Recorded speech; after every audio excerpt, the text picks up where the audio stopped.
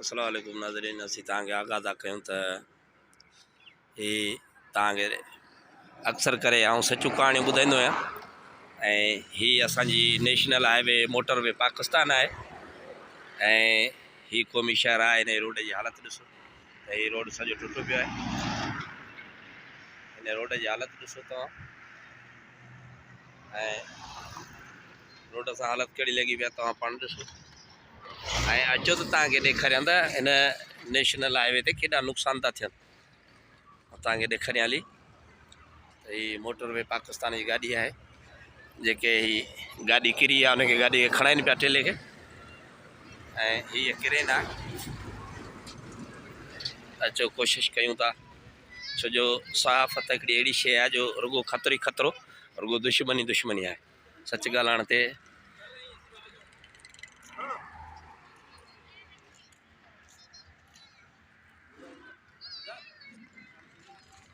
ही टेलो किरी पियो आहे नेशनल हाईवे ते, मोटरवे पाकिस्तान ते, जेको बिल्कुलु बि किरियो आहे। ये छाजो टेलो आहे? शैम्पू जो टेलो आहे। अच्छा, ये कैसे गिरा? टकरा गया या स्लिप हो गया? सही, थोड़ा ज्यादा बोलो मीडिया पे। कार वाले कट मारा, कट की वजह से ये अच्छा हो गया, को जानी नुकसान तो नहीं हुआ है? अच्छा, इसमें क्या शैम्पू भरा हुआ है? शैम्पू है, वो शैम्पू तो ज़ाया होया होगा।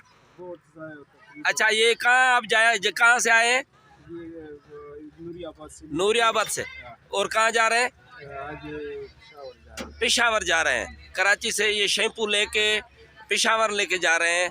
तो ये आपसे हादसा हुआ है, कार वाले ने कट मारी तो आपका टेला जो कल्टी हो गया है।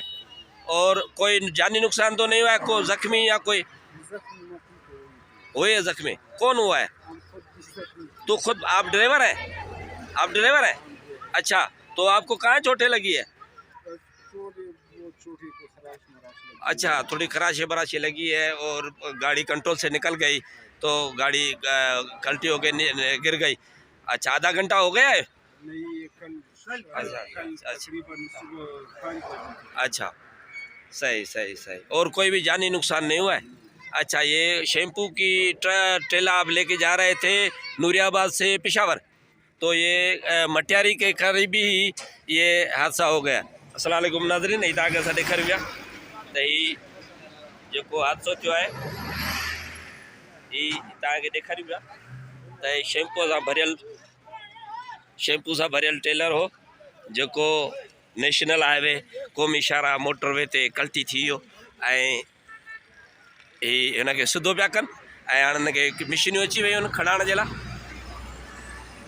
असां तव्हांखे हक़ीक़त ऐं पेवर ॿुधाईंदा आहियूं। असां जेका बि तव्हांखे रिपोर्ट ॾींदा आहियूं उहा पेवर ऐं हक़ीक़त ते ॿधल हूंदी आहे।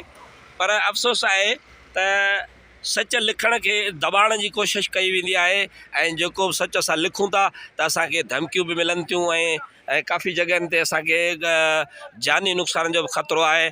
असां हुकूमत खे अपील था कयूं त सहाफ़ियुनि जे लाइ को ख़ासि बंदोबस्तु कयो वञे ऐं सहाफ़ियुनि खे तहफ़ुज़ ॾिनो वञे। छो त ही तव्हांखे ख़बर आहे, राति ॾींहुं बिना कंहिं पघार जे, बिना कंहिं हिसाब किताब जे असां तव्हांखे हर वक़्तु ऐं बर वक़्तु सची ख़बरूं असां पहुचाईंदा आहियूं।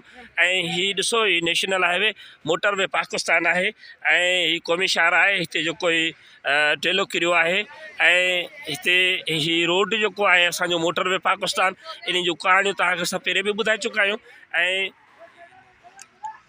ऐं वरी बि असां तव्हांखे नज़र में ॾियारियूं था, हीअ असांजी क़ौमी शहर आहे मोटरवे पाकिस्तान आहे, जंहिंजी हीअ हालत लॻी पई आहे। कोई जानी नुकसान तो न थियो? अल्लाह का शुक्र है, आप इसको हटाएं। मेरी वो नहीं बना, अल्लाह का खैर, अल्लाह जानी नुकसान तो न थियो न? नहीं, कुछ भी नहीं। अल्लाह से खैर कंदो।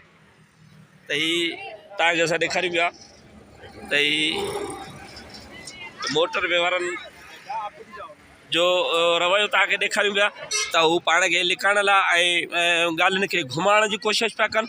पर असां तव्हांखे हक़ीक़त ॾेखारे रहंदासीं, भले छा थी वञे। हाणे ही टेलनि खे सिधे करण जे लाइ जेके क्रेनूं ऐं वॾियूं मशीनूं हाईवे अची वियूं आहिनि ऐं ही मोटरवे पाकिस्तान क़ौमी शाहरा आहे। असां हिन वक़्तु मटियारी ऐं छंडण मोरी खां क़रीब ते असां मौजूदु आहियूं ऐं असां तव्हांखे पहिरियों ई सूर रहंदा आहियूं त हीअ मोटरवे क़ौमी शाहरा सॼो ॾींहुं नुक़सान ई नुक़सानु आहे। हिते हादसा थियनि था, हिते इलाही जानियूं ज़ाया थियनि थियूं ऐं हिते क़ीमती इंसान जेके से ज़ाया थी वञनि था, एक्सीडेंट थियनि था। हिते भारी माण्हू जेको से एक्सीडेंट में फोत थी वेंदा आहिनि। हीअ असां हिन वक़्तु जेको तव्हांखे ॾेखारियूं था क़ौमी शाहरा मोटरवे पाकिस्तान आहे। हीअ हिन जी हालति आहे। हीअ शैम्पू आहे। अचो तव्हांखे थोरो वरी बि कोशिशि कयां त शैम्पू ॾेखारण जी। त हीअ शैम्पू आहे, ज़ूम कयांसि, तव्हां ॾिसो हीअ शैम्पू आहे। हीअ शैम्पूअ जो भरियल टेलो जेको सो कल्टी थी वियो ऐं हीअ नेशनल हाईवे मोटरवे पाकिस्तान ते पियो आहे ऐं हिनखे मोटरवे हाईवे वारा बि पहुची विया आहिनि ऐं हीअ हिते वॾियूं मशीनियूं बि अची वियूं आहिनि, क्रेनूं हिनखे टेले खे सिधे करण जे लाइ ऐं हिन टेले खे हेठि मथे करण जे लाइ। हीअ असां तव्हांखे मशीनरियूं बि ॾेखारियूं था। हीअ मोटरवे पाकिस्तान आहे ऐं तव्हांखे आगाह था कयूं त हिते हक़ीक़त ई आहे त हीअ जेको क़ौमी शाहरा मोटरवे पाकिस्तान आहे ऐं हिन ते रोड में एॾा त खॾा आहिनि ऐं एॾा त घांचा आहिनि जो रोज़ु एक्सीडेंट हादसा थियनि था। इन जे लाइ असां संजीदगीअ सां हुकूमत खे आगाह था कयूं त हिन मोटरवे ते ध्यानु ॾिनो वञे ऐं तव्हां मुंहिंजी चैनलनि खे ॾिसंदा, तव्हां मुंहिंजे हर वीडियो खे ॾिसंदा। हीअ मोटरवे वारनि जी गाॾी आहे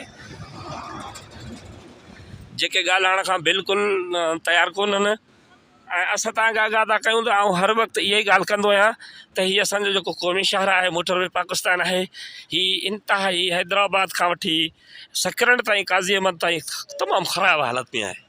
हिनखे फ़ौरन ठाहियो वञे ऐं किरोड़े रुपयनि जा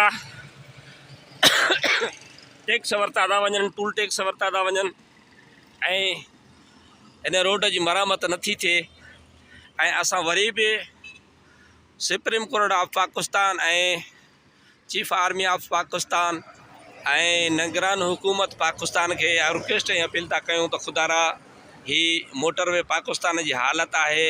हिते रोज़ु एक्सीडेंट हादसा हिकिड़ो महमूल बणिजी विया आहिनि। इहो इन करे त मोटरवे जेको आहे असांजो रस्तो क़ौमी शाहरा, इन में वॾा खॾा आहिनि ऐं घांचा आहिनि। इन घांचनि ऐं खॾनि जे करे जेको सो एक्सीडेंट थियण जो रोज़ु जो महमूल थी वियो आहे।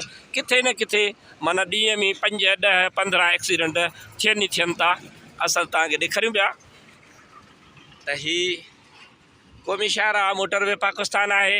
हीअ नूरियाबाद खां टेलो निकितो हो शैम्पूअ जो भरियल, इहो वियो पे पिशावर, सो हिते मटियारी लॻ छंडण वटि कल्टी थी वियो ऐं जंहिंजे करे ईंदड़ वेंदड़ गाॾियुनि खे इलाही सख़्तु ॾुखियाईनि खे मुंहुं ॾियणो पइजी वियो ऐं मोटरवे वारा बि पहुची विया आहिनि ऐं हेवी मशीनियूं खणी